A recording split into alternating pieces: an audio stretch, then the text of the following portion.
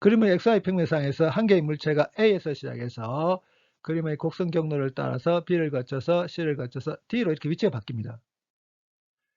A에서 출발할 때 T = 0으로 선택하겠습니다.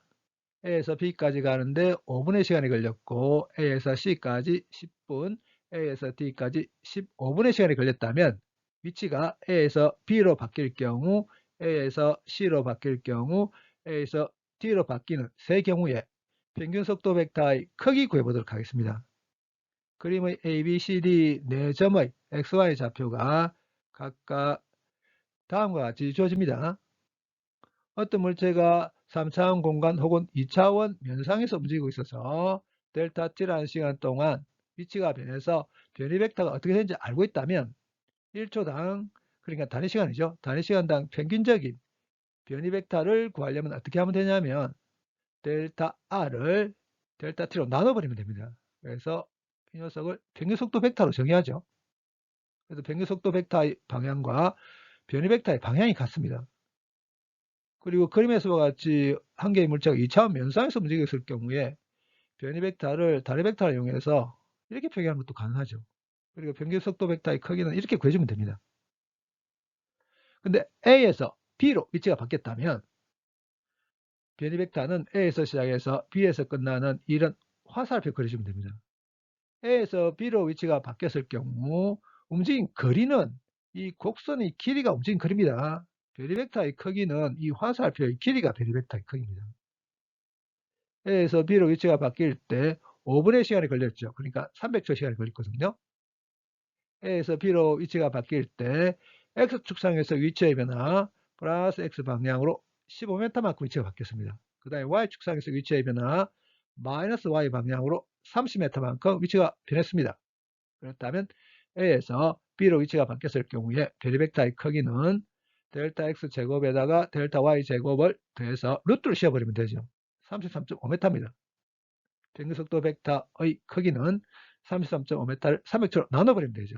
A에서 B로 위치가 바뀔 경우 평균 속도 벡터의 크기 0.11m/s입니다. 이제 A에서 C로 위치가 바뀌었다면 변이 벡터는 A에서 시작해서 C에서 끝나는 이런 화살표 그리면 됩니다. A에서 C로 위치가 바뀔 때 10분, 그러니까 600초 시간이 걸렸습니다. A에서 C로 위치가 바뀌었을 경우 델타 X 플러스 X 방향으로 5m만큼 위치가 변했습니다.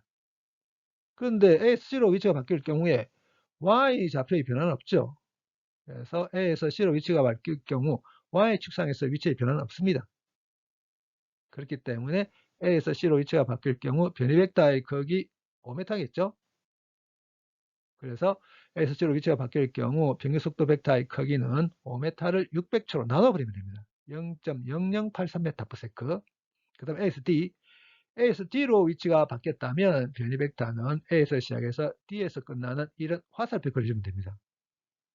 A에서 D로 위치가 바뀔 때 15분의 시간이 걸렸습니다. 900초죠.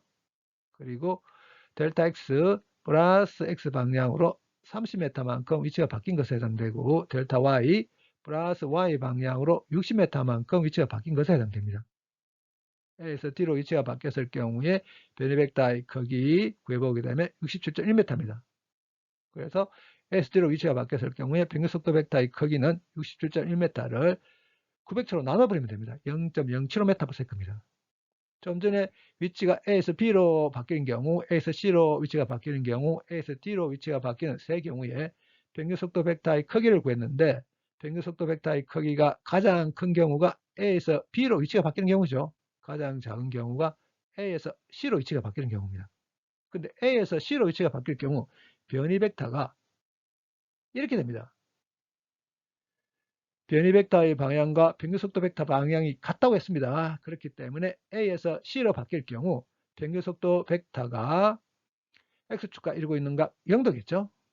그 다음에 A에서 B로 위치가 바뀔 경우 변이 벡터가 이렇게 된다고 했습니다. 그렇기 때문에 평균 속도 벡터의 방향도 이 방향입니다. 그렇다면 A에서 B로 위치가 바뀔 경우 평균 속도 벡터가 X축과 이루고 있는 각을 구하기 위해서 변이 벡터를 이용하도록 하겠습니다. 이 길이가 15m, 이 길이가 30m거든요. 그러면 이 각의 크기를 C다라고 했을 때 탄젠트 C다는 15분의 30, 2 되죠. 그러면 삼각함수표에서 탄젠트 값을 2로 만들어주는 값 찾기 아크 탄젠트 2에서 θ를 구해보게 되면 63.4도가 됩니다.